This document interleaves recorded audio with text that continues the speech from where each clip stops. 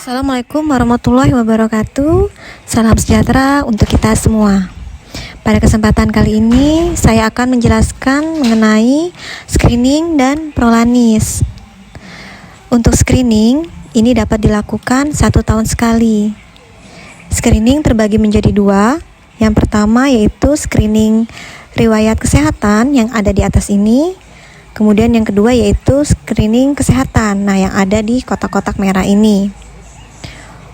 Untuk screening riwayat kesehatan, ini terbagi menjadi 2. Yang pertama, screening riwayat kesehatan melalui digital, yaitu melalui mobile screening pada aplikasi mobile JKN. Yang kedua yaitu melalui web BPJS Kesehatan di www.bpjs-kesehatan.go.id.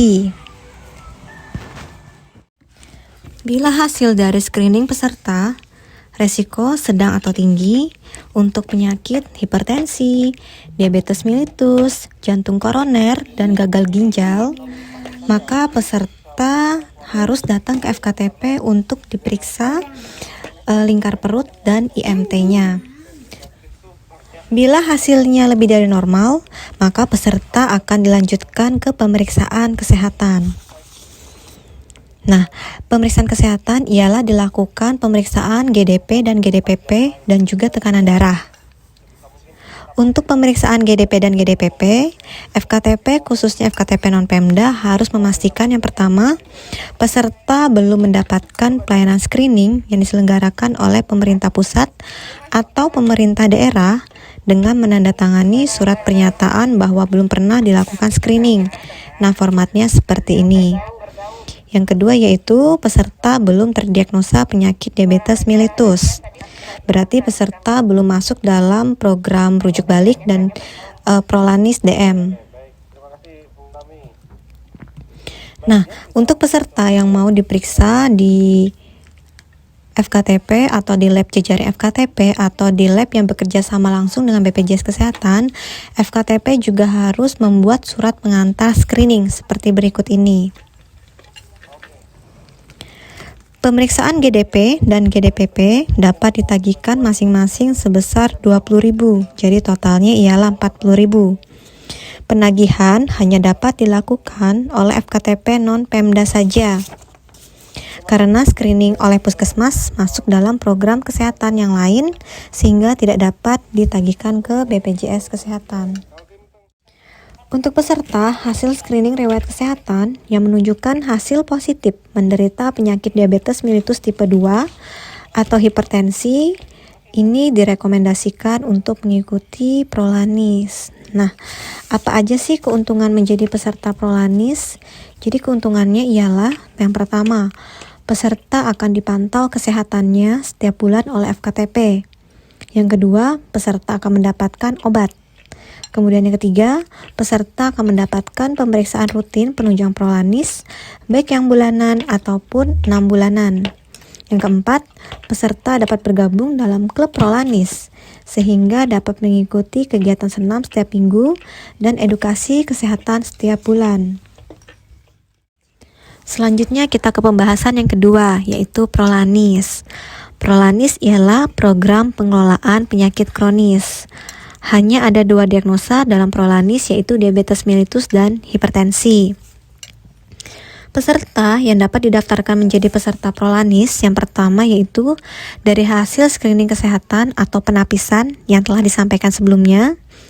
Yang kedua yaitu kunjungan ke FKTP, yang mana kunjungan ke FKTP ini berarti pesertanya telah terdiagnosa penyakit diabetes mellitus atau hipertensi dan tercatat dalam sistem. Untuk penyakit diabetes mellitus berarti pesertanya pernah terdiagnosa dan diinput dalam PICARE untuk kode S11 atau S11.9, sedangkan untuk hipertensi kode I10. Inputan ini diinput sejak tahun 2017 hingga saat ini. Nanti kita akan simulasikan bagaimana cara melihat peserta yang terdaftar masing-masing FKTP yang terdiagnosa DM atau hipertensi pada aplikasi PICARE. Kemudian yang ketiga yaitu peserta dari hasil pemeriksaan program PTM Kemenkes, kemudian dari hasil MCU sebelumnya, Kemudian peserta merupakan peserta PRBDM atau PRB hipertensi. Untuk peserta PRB yang terdaftar pada bulan September 2019 hingga saat ini, maka peserta tersebut akan otomatis menjadi peserta Prolanis pada pukul 00.00 WIB di hari selanjutnya atau pukul 01.00 WITA. Namun peserta ini belum otomatis terdaftar pada klub Prolanis. Klub Prolanis ialah klub untuk mengikuti kegiatan senam setiap minggu dan edukasi setiap bulan. Apabila peserta Prolanis tersebut mau mengikuti kegiatan senam dan edukasi, maka FKTP mendaftarkan peserta tersebut ke dalam klub Prolanis. Adapun cara untuk mendaftarkan peserta tersebut ke dalam klub Prolanis ialah sebagai berikut.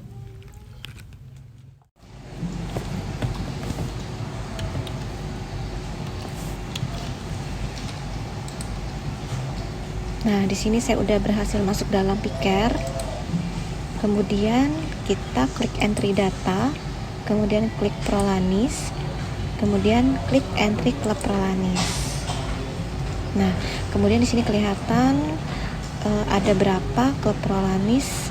Di sini kelihatan ada 2, yaitu klub DM dan klub hipertensi.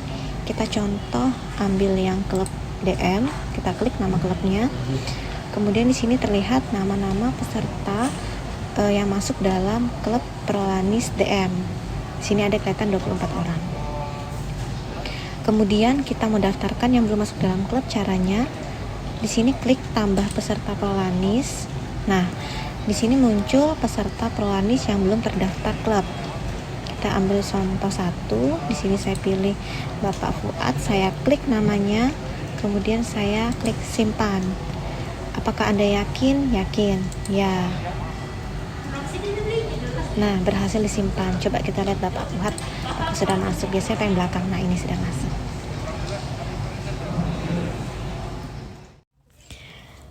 Untuk peserta PRB yang terdaftar sebelum bulan September tahun 2019, maka peserta tersebut belum otomatis menjadi peserta Prolanis karena pendaftarannya belum melalui aplikasi Vklaim FKRTL. Untuk mendaftarkan peserta PRBDM atau hipertensi tersebut, maka FKTP harus melakukan pengajuan ke BPJS Kesehatan menggunakan form mutasi tambah kurang peserta Prolanis sebagai berikut.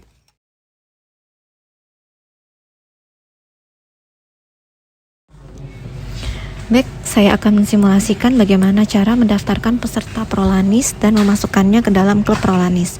Saya sudah masuk ke dalam Piker, kemudian saya klik entry data. Selanjutnya saya klik Prolanis, kemudian klik entry peserta Prolanis.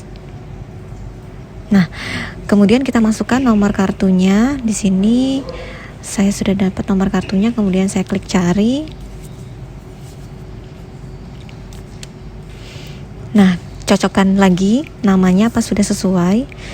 Kemudian pilih tanggal mulainya. Di sini saya pilih tanggal 21.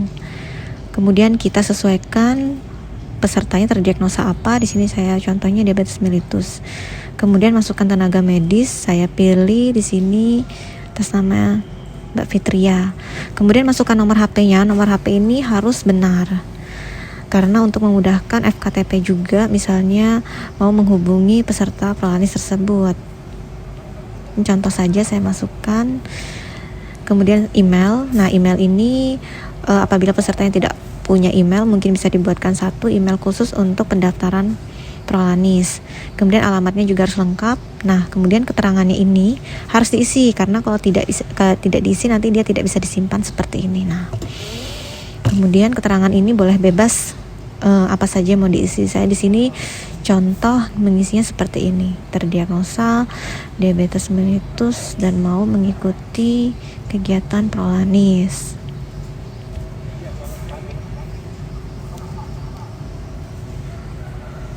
Nah, kemudian kita simpan.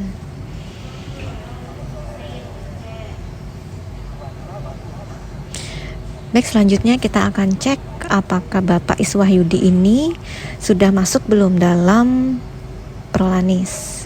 Kita coba klik nama klubnya. Kita cari di sini apa dia sudah masuk dalam klub Prolanis. Oh, ternyata belum. Kemudian kita cari di peserta Prolanis yang belum masuk klub. Nah, di sini ada Bapak Iswahyudi. Karena bapaknya ini bersedia mengikuti kegiatan kelompok, jadi kita klik namanya. Kemudian kita pilih simpan. Kemudian ya. Nah, kita cek lagi apakah Pak Iswahyudi ini sudah masuk atau belum dalam klub Prolanis. Itu. Selanjutnya ialah pemantauan status kesehatan peserta Prolanis oleh FKTP. Ini dapat melalui dua cara. Yang pertama yaitu kontak langsung, yaitu peserta langsung datang ke FKTP, kemudian dilakukan pemeriksaan di FKTP. Yang kedua yaitu kontak tidak langsung. Kontak tidak langsung ini dapat melalui WA, atau Telegram, atau SMS, atau telepon, atau lewat aplikasi mobile JKN. Nah, pada aplikasi mobile JKN di sini bisa chat dengan dokter yang ada di FKTP. Apa aja sih yang dilakukan pada saat kontak ini? Jadi peserta di reminder untuk rutin melakukan pemeriksaan kesehatan ke FKTP atau ke FKRTL bila peserta harus kontrol di FKRTL. Kemudian peserta juga di reminder untuk melakukan pengambilan obat PRB jika peserta Prolanis tersebut merupakan peserta PRB, dan juga untuk reminder pemeriksaan rutin Prolanis. Nah, pemeriksaan rutin Prolanis ini ada dua. Yang pertama yaitu pemeriksaan rutin bulanan. Untuk Prolanis diabetes mellitus, yaitu pemeriksaan gula darah puasa. Pemeriksaan gula darah puasa ini dapat dilakukan di FKTP atau di lab jejaring dari FKTP. Apabila dilakukan di lab jejaring FKTP, maka pengajuannya tetap dilakukan oleh FKTP. Hasil pemeriksaannya dicatat pada aplikasi Piker pada menu berikut seperti ini. Baik, selanjutnya kita akan entry pemeriksaan GDP yang ditagihkan untuk Prolanis DM. Nah, jadi kita akan melakukan pendaftaran pasien dulu. Di sini kita klik entry data, kemudian pendaftaran pasien. Masukkan nomor kartunya. Nah, di sini ada nama dan ada tanda Prolanis PRB. Kita arahkan kursornya ke tanda merah ini, diamkan saja, nanti dia akan muncul Prolanisnya Prolanis apa, PRB-nya PRB apa. Nah, ini Bapak Robi sudah benar, dia Prolanis DM, karena untuk pemeriksaan GDP hanya bisa dilakukan oleh Prolanis DM. Selanjutnya kita pilih jenis kunjungannya, kunjungan sakit, kemudian perawatan, promotif, preventif. Polinya poli umum, keluhannya saya coba tulis. Ini kok misalnya ada keluhan, nanti bisa diisi sesuai dengan keadaan peserta. Ini saya masukkan.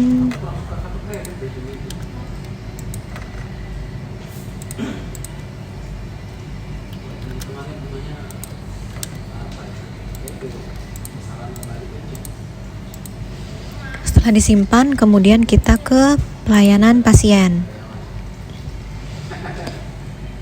Pada menu pelayanan ini mau dipastikan tanggalnya, kemudian polinya. Kemudian kita masukkan nomor antrian atau nomor kartu. Di sini saya pakai nomor kartu. Kemudian kita pilih di sini. Nah, untuk diagnosa ini harus diisi sesuai dengan Prolanisnya. Bila Prolanis DM, maka diisi E11 atau E11.9. Apabila Prolanis hipertensi, maka diisi I10. Yang perlu diperhatikan di pelayanan non-kapitasi. Di sini dipilih sesuai dengan pemeriksaan yang akan dilakukan. Di sini dipilih pelayanan gula darah. Kemudian disimpan.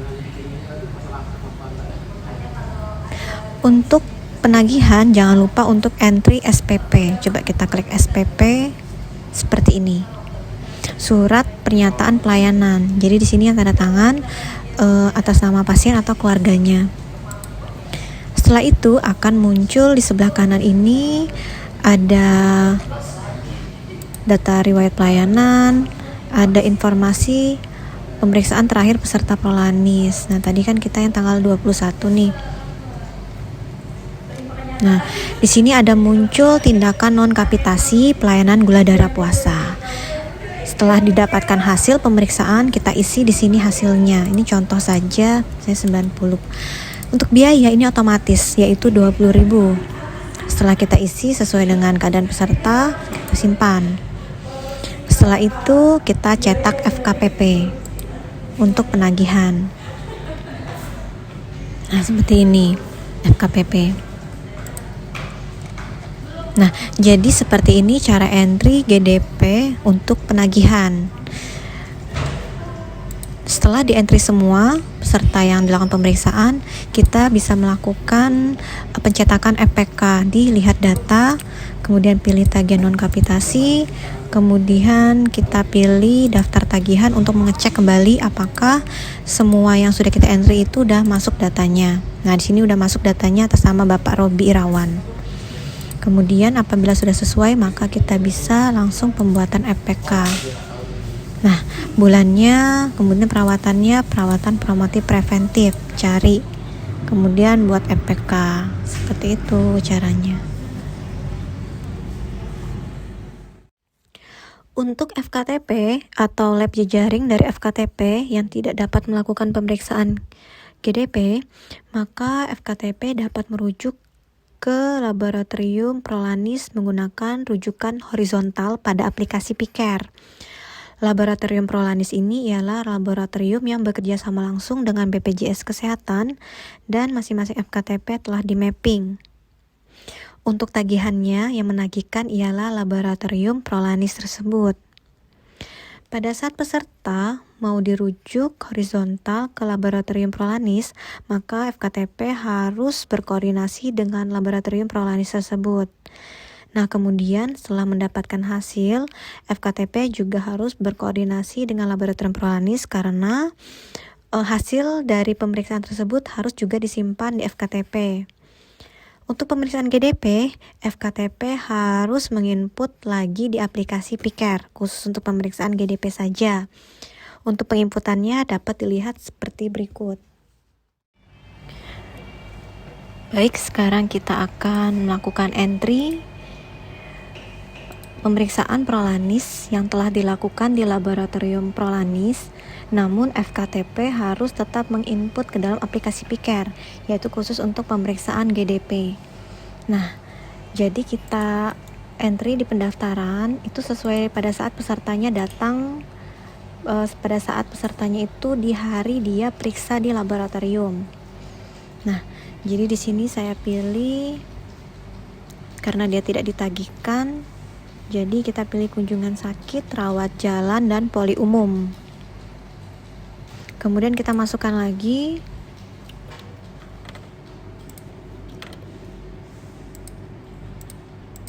ini hanya contoh saja, mohon maaf apabila ada yang keliru.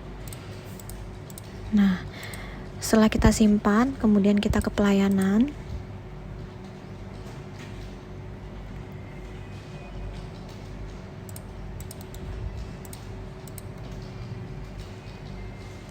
Kita pilih tidak ada saja. Baik, karena dia Prolanis DM jadi S11.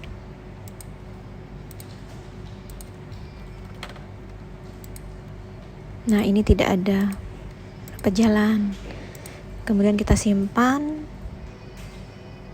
Nah, karena ini tidak kita tagihkan pemeriksaan GDP-nya, jadi kita entry-nya di penunjang diagnostik seperti ini.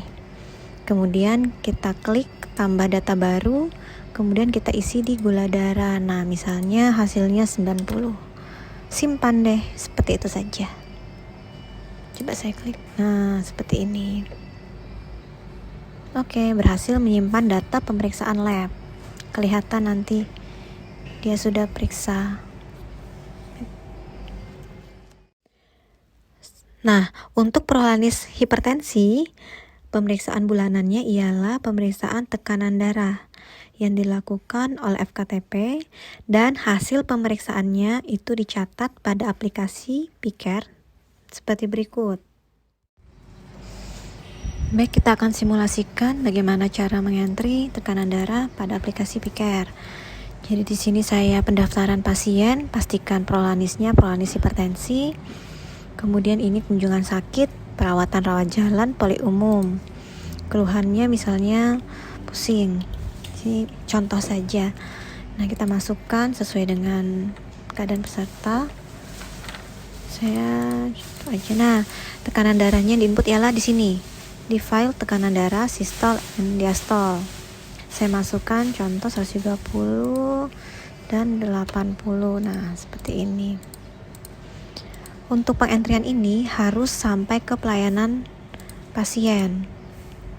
Jadi kita langsung saja input di pelayanan pasien. Kemudian masukkan nomor kartunya. Nah, kita masukkan di sini. Tuh. Kemudian di sini baik. Nah, diagnosanya ialah untuk prolanis hipertensi I10 apabila memang tidak ada keluhan yang lain. Karena hanya kontrol saja. 37 tidak ada berobat jalan.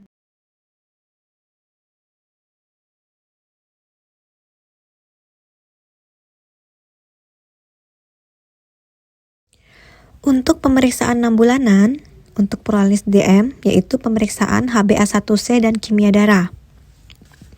Sedangkan untuk prolanis hipertensi yaitu hanya kimia darah.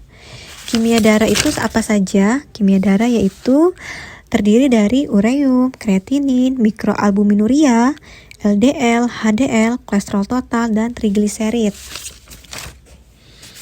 Pemeriksaan 6 bulan ini dilakukan di laboratorium prolanis. Yang mana seperti sebelumnya, laboratorium prolanis ini telah di mapping per FKTP. Kemudian untuk merujuk ke laboratorium prolanis harus menggunakan rujukan horizontal oleh FKTP. Nah, caranya seperti berikut. Baik, saya akan mensimulasikan bagaimana cara membuat rujukan horizontal pada aplikasi Piker. Baik, di sini kita ke menu entry data, ke pendaftaran pasien. Kita masukkan nomor kartunya. Oh, tidak aktif. Coba kita lihat yang lain ya. Contoh yang kemarin saja. Prolanis. Nah, ini Ibu Darmiah ya. Kita contoh. Kita masukkan nomor kartunya di sini. Nah, Darmiah ini prolanis hipertensi. Kemudian kita jenis kunjungannya, kunjungan sakit, rawat jalan, polinya poli umum. Keluhannya misalnya pusing. Kemudian kita masukkan tinggi badannya.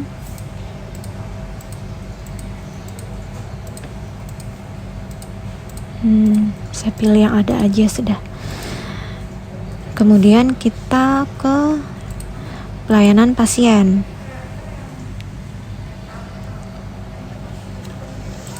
Nomor kartunya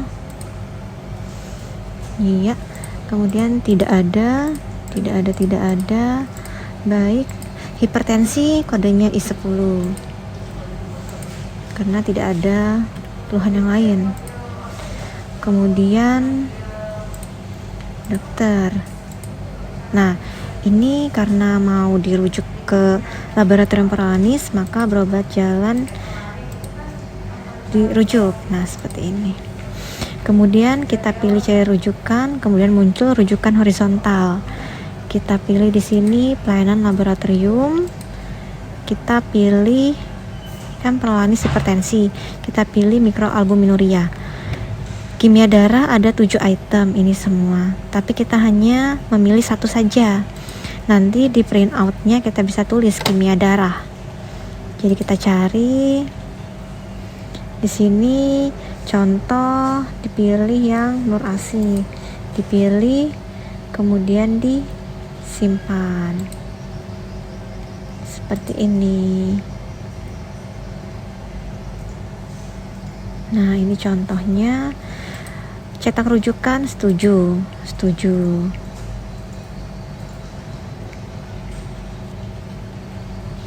Nah, ini adalah rujukan horizontal ke laboratorium Prolanis. Mohon maaf nih agak lama.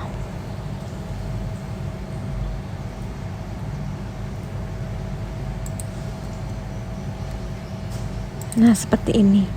Kepada laboratorium Nur Asi, pelayanan mikroalbuminuria, di sini bisa ditulis tangan kimia darah.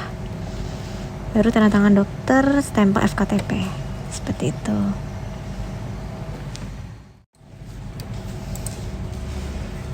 Tagihan atas pemeriksaan itu diajukan langsung oleh laboratorium ke BPJS Kesehatan. Hasil pemeriksaannya laboratorium input ke dalam aplikasi Piker.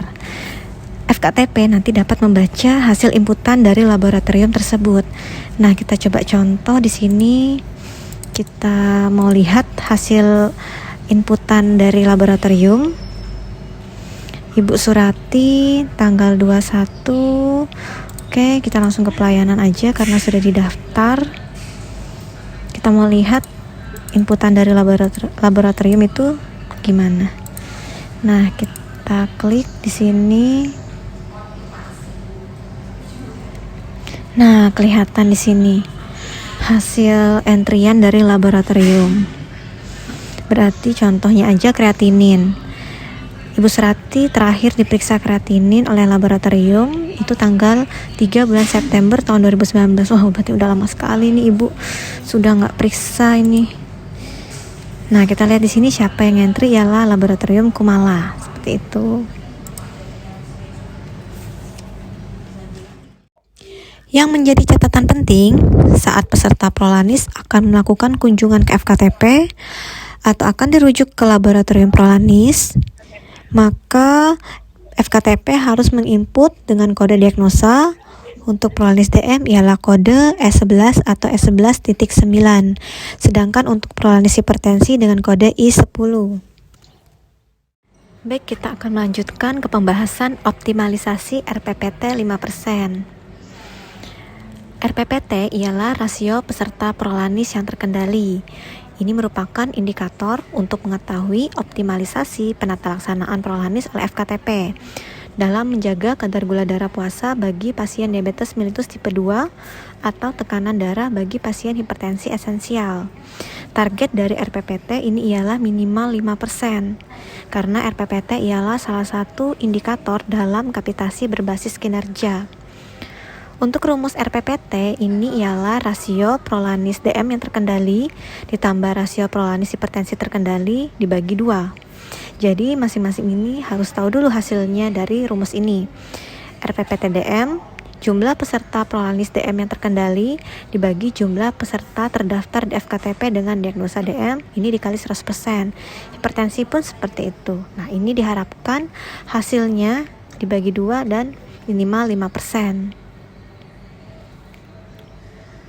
Kita akan lebih lagi membahas tentang arti dari jumlah peserta Prolanis terkendali. Jadi jumlah peserta Prolanis terkendali adalah peserta yang terdaftar sebagai peserta Prolanis dengan status terkendali. Untuk RPPT DM yang dilihat ialah nilai GDP-nya. Untuk RPPT HT ialah tekanan darahnya. Nah, jadi untuk RPPT DM sesuai dengan Perkeni tahun 2015, kadar yang dikatakan terkendali ialah apabila GDP-nya 80 sampai 130 mg per desiliter. Sedangkan untuk RPPT HT sesuai dengan Perhi tahun 2019, untuk umur 18 sampai 65 tahun, capaian tekanan darahnya yaitu sistol 120 sampai 130 mmHg dan diastol 70 sampai 79 mmHg. Sedangkan untuk umur di atas 65 tahun, sistolnya 130 sampai 139 mmHg dan diastolnya 70 sampai 79 mmHg. Nah, ini adalah dasar dari kriteria DM Perkeni tahun 2015 nih. Sedangkan untuk HT yaitu dari Perhi. Nah, ini Perhi. Baik, selanjutnya kita akan membahas sebagai pembagi, yaitu jumlah peserta yang terdaftar di FKTP dengan diagnosa DM atau HT. Ini adalah jumlah peserta yang pernah dikode dan diinput pada aplikasi Piker sejak tahun 2017 hingga saat ini. Untuk diabetes mellitus dikoding dengan kode E11 dan E11.9. Sedangkan untuk hipertensi I10. Nanti kita akan melihat berapa jumlah peserta yang terdiagnosa masing-masing diagnosa. Selanjutnya untuk inputan yang mana yang bisa dikatakan masuk dalam perhitungan. Nah, untuk nilai GDP yang masuk dalam perhitungan ialah yang di-entry pada aplikasi Piker. Yang pertama yaitu pada pelayanan non-kapitasi, dan yang kedua yaitu pada penunjang diagnostik. Sedangkan untuk tekanan darah yang masuk dalam perhitungan ialah yang di-entry pada file sistol dan diastol pada menu entry pendaftaran hingga ke pelayanan. Apabila dalam 1 bulan yang sama terdapat entry nilai GDP atau tekanan darah lebih dari 1 kali, maka yang digunakan dalam perhitungan adalah nilai yang masuk dalam kategori terkendali. FKTP harus melakukan pemeriksaan dan di-entry pada Piker harus real time dan paling lambat di-entry pada tanggal 4 di bulan berikutnya. Selanjutnya kita akan mensimulasikan perhitungan RPPT. Nih, misalnya ada 100 orang yang terdiagnosa DM. Targetnya minimal 5%. Nah, jadi minimal 5 orang dari peserta Prolanis tersebut harus terkendali. Di sini juga ada contoh, di sini ada pertanyaan. Berapakah jumlah peserta Prolanis DM dan peserta Prolanis hipertensi yang harus terkendali agar nilai RPPT aman? Nah, kita anggap ini yang kita inginkan yang paling rendah itu 5%. Diketahui peserta Prolanisnya DM-nya ada 118 orang, hipertensinya ada 114 orang, jadi totalnya ada 232 orang. Peserta terdiagnosanya diketahui DM-nya ada 168 orang, hipertensinya ada 384 orang, jadi total 552 orang yang terdiagnosa. Nah, karena targetnya itu 5%, jadi kita hitung 5% dari yang terdiagnosa. Nah, jadi kalau untuk DM, 5% dari yang terdiagnosa ini berapa? Kemudian hipertensi, 5% dari terdiagnosa itu berapa?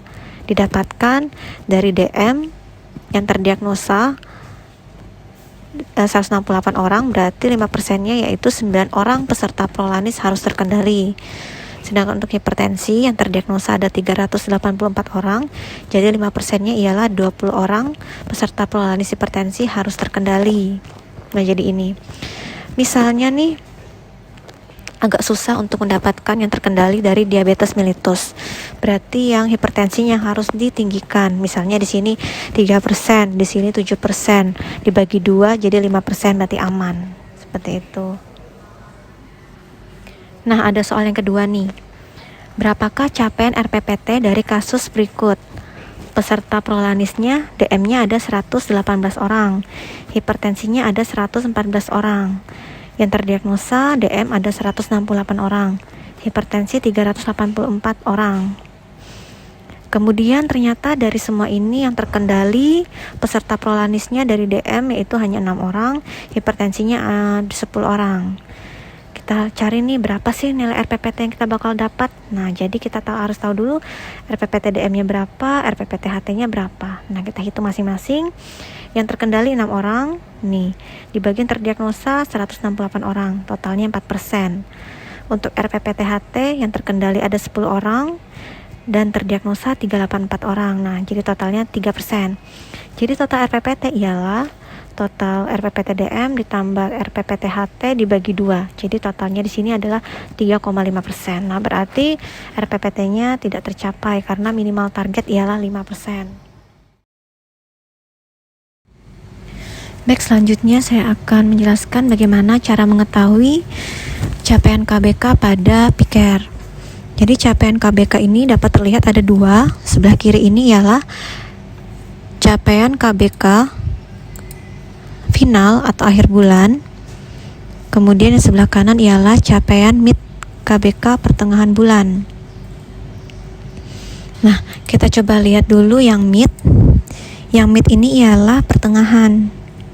Ini dapat dilihat di atas tanggal 15 setiap bulannya apabila memang sudah ada yang terbaru, tapi ini mohon maaf ini belum ada yang terbaru. Tujuan dari adanya MIT KBK ini adalah untuk FKTP mengetahui capaian KBK sementara, sehingga FKTP dapat mengejar capaian tersebut sebelum akhir bulan. Sedangkan yang sebelah kiri ialah capaian final KBK. Ini merupakan capaian KBK di bulan tersebut. Data ini dapat dilihat di atas tanggal 4 di bulan berikutnya. Nah, seperti ini untuk bulan September sudah dapat terlihat pada tanggal 5 Oktober 2020.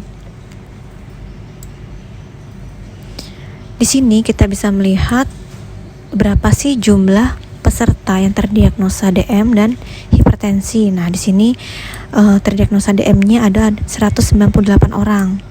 Sedangkan yang terdiagnosa hipertensi ada 747 orang. Agar nilai RPPT aman, berarti 5% dari 198 ini harus terkendali nilai gula darah puasanya. Sedangkan untuk hipertensi berarti 5% dari 747 ini harus terkendali tekanan darahnya. Berarti kita sudah ada target nih. 5% dari 198 itu ada 10 orang peserta prolanis. Kemudian 5% dari 747 yang terdiagnosa hipertensi itu ada 38 orang peserta prolanis. Nah, kita harus tahu dulu nih peserta prolanisnya itu siapa saja. Nah, jadi di sini bisa kita klik entry data, kemudian klik prolanis, kemudian klik entry klub prolanis. Saya mau tahu berapa total peserta prolanis diabetes mellitus. Saya klik nama klub yang DM-nya ini.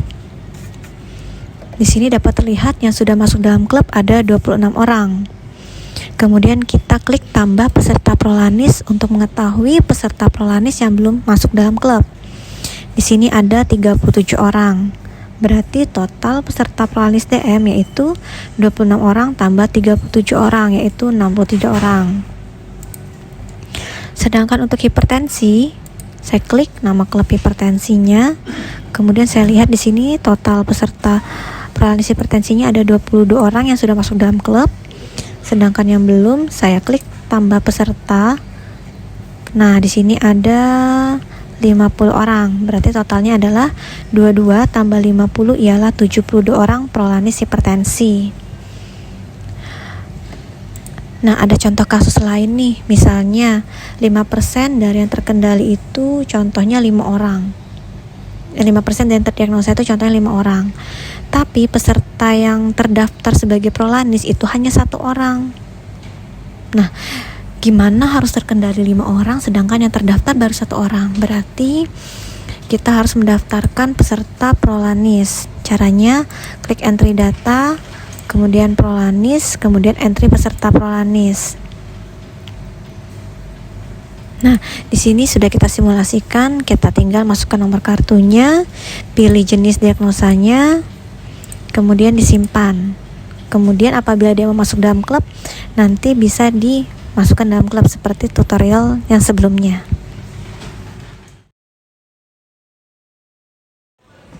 Demikian video yang telah kami buat. Terima kasih Bapak dan Ibu yang telah menyaksikan video kami. Apabila di dalam penyampaian ini ada yang mau ditanyakan, nanti bisa bertanya kepada kami. Mohon maaf apabila ada kata-kata yang kurang berkenan. Kami berharap dengan adanya video ini, Bapak dan Ibu lebih memahami lagi terkait screening dan prolanis. Baik, saya akhiri. Wassalamualaikum warahmatullahi wabarakatuh.